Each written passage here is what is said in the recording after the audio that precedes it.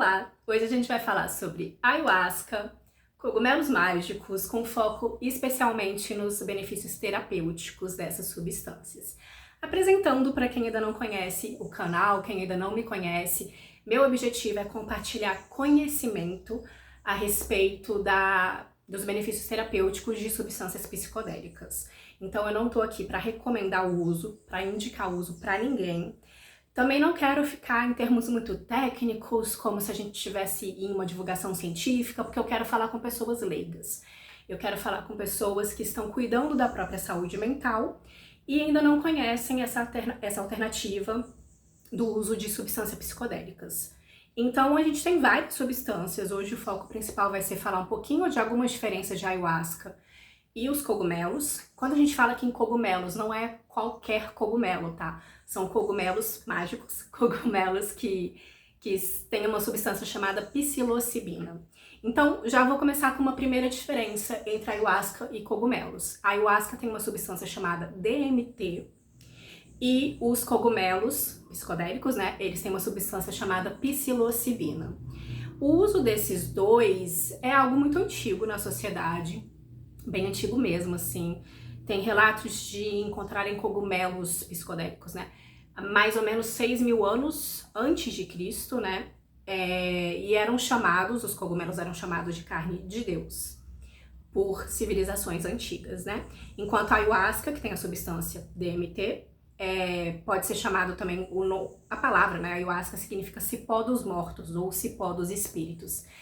Então, no nome, a gente já vê que são substâncias que os povos antigos já viam ali como um acesso espiritual. Mas quando a gente pensa em Deus nesse sentido, é muitas vezes um Deus interno, uma sabedoria interna, uma expansão da própria consciência, é entrar em si mesmo, né? Por isso que quem usa essas substâncias pode ser chamado de psiconauta, que vai significar uma pessoa que navega na própria mente, né? Psiconauta, psique de mente e nauta de náutico, de navegar na própria mente.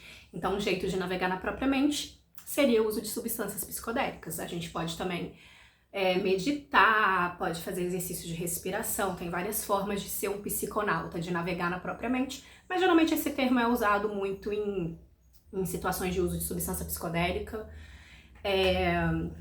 Então o objetivo não é recomendar o uso, tá bom? Mas focar aqui em compartilhar conhecimento.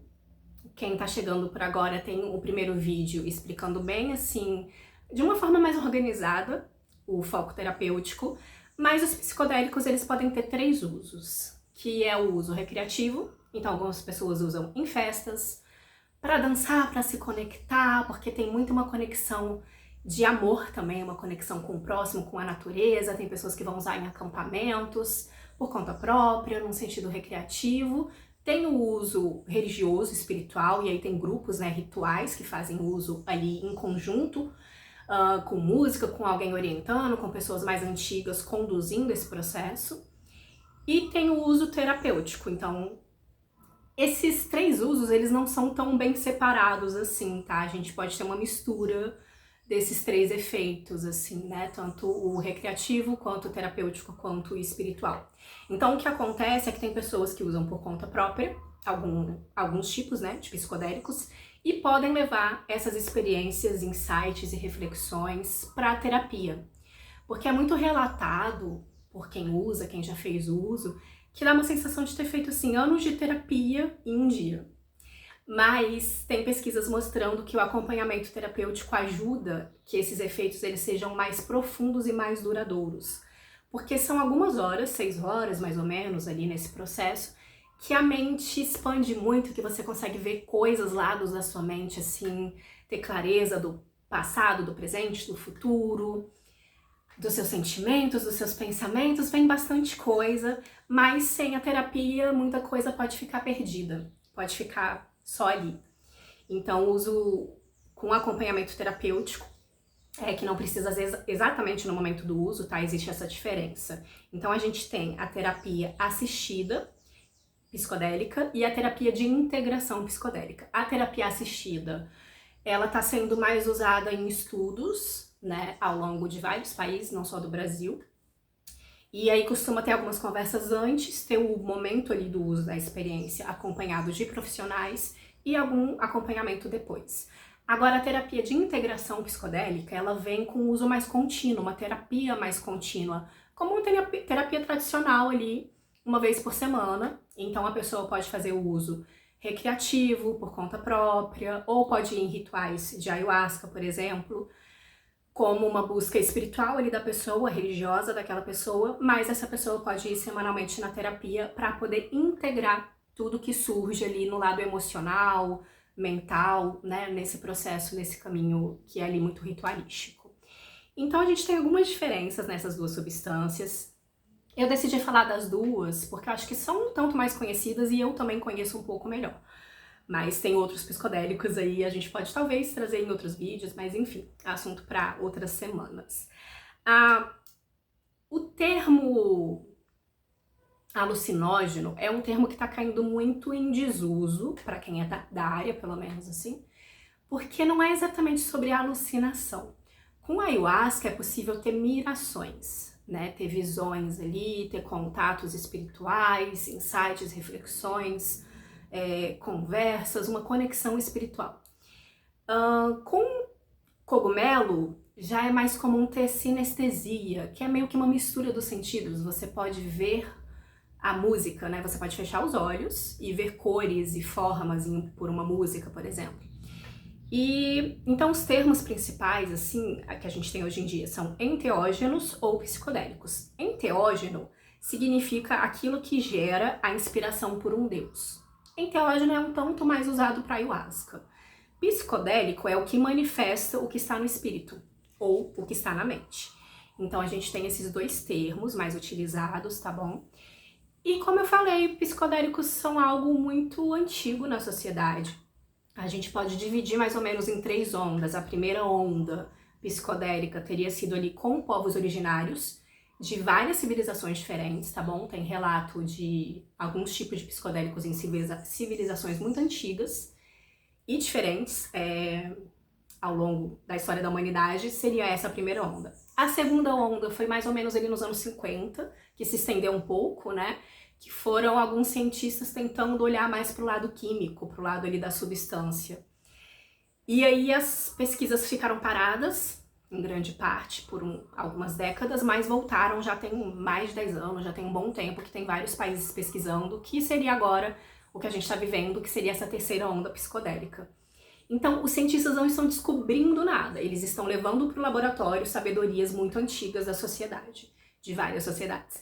E os 3 países com mais pesquisa na área são os Estados Unidos, Inglaterra e o Brasil. O Brasil está indo muito bem nas pesquisas. Para a população geral, ainda é um tema que chega com preconceitos, com o nariz torto, com muita opinião feita sem ter conhecimento, e é por isso que eu quero trazer aqui informações. Não é para convencer ninguém a usar. São substâncias que não são para todo mundo, e mesmo para as pessoas que podem ter benefícios com essa substância, talvez não seja de uma hora para outra, da noite para o dia. Então, meu objetivo realmente não é convencer ninguém de usar nada, mas que a gente possa, como sociedade, ir se informando a respeito, para tirar preconceitos, para tirar ideias erradas e para a gente ter mais acesso à informação. Então, a gente pode pensar muito no uso com um termo que tem algumas pesquisas, né, que são os 3 S's: sujeito, substância e situação. Então, são substâncias seguras? Sim, mas ainda não significa que seja para todo mundo. A gente precisa primeiro olhar para o sujeito. Quem é essa pessoa? Qual a visão que essa pessoa tem sobre terapia? Como que está a saúde mental? Qual o caminho espiritual e religioso, já que pode ter efeitos também nesse sentido, né? Mesmo que a pessoa procure pelos benefícios terapêuticos, é bom olhar o contexto também religioso, histórico dessa pessoa, o momento de vida dessa pessoa, onde que ela tá, para onde que ela tá indo, para onde que ela vai voltar depois ali, né, do uso. A substância, então qual substância seria melhor para cada pessoa? Qual a dose da substância? Tem essa diferença também.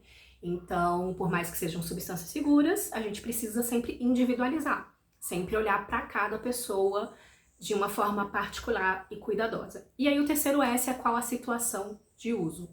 Será que para a pessoa é melhor um uso individual, um uso em grupo. E aí eu vou entrar rapidinho aqui em algumas diferenças de ayahuasca e cogumelos mágicos. Lembrando que eu não tô aqui esgotando o assunto. Isso não é um objetivo assim científico profundo, mas é um papo de compartilhar conhecimento e chegar em pessoas assim que estão usando por conta própria, que estão pensando em usar.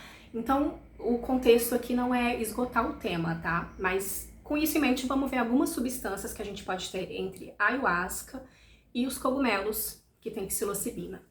A ayahuasca, ela costuma ter, assim, um uso em grupo. Então, para quem quer usar ayahuasca, precisa procurar um grupo religioso, um grupo que vai ter rituais.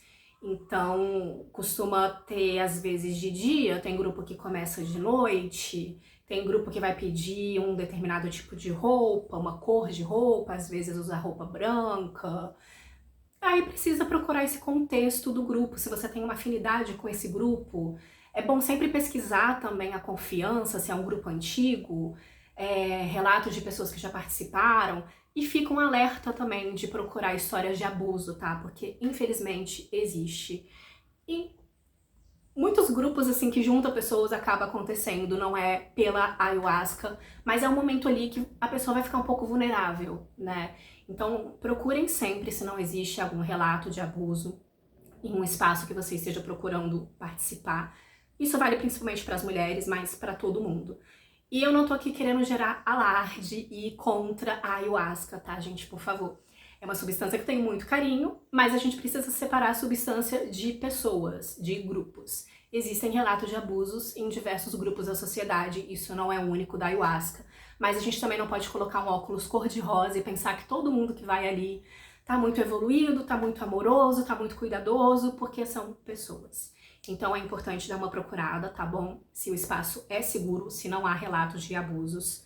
E mesmo assim, ir com atenção e com cuidado, se prepara, porque é isso, a ayahuasca tem uso em grupo, o que pode ser muito bom, pode ser muito benéfico esse uso em grupos, pode ser muito terapêutico, você ter ali outras pessoas, vão ter pessoas mais antigas no espaço que vão poder, às vezes, te acolher, te orientar, enfim, pode ser muito bom o uso em grupo, tá? Mas pode ter também alguns alertas, assim como o uso individual, mas a gente já vai chegar nisso. Então a ayahuasca, ela costuma ter um uso em grupo, um uso mais espiritual. Então para quem tem essa busca de espiritualidade, de religiosidade, pode ser interessante. Ela pode enfatizar mais esse lado, né? A substância em si e ainda mais juntando esse uso em grupo. Pode ter o que se chama de bailado. Então pode ter alguns momentos ali diferentes, é bom dar uma olhada no espaço onde você vai, se tem bailado, se isso para você é interessante ou não, se você vai poder deitar, como que vai ser. É bom pesquisar e refletir sobre isso para se preparar.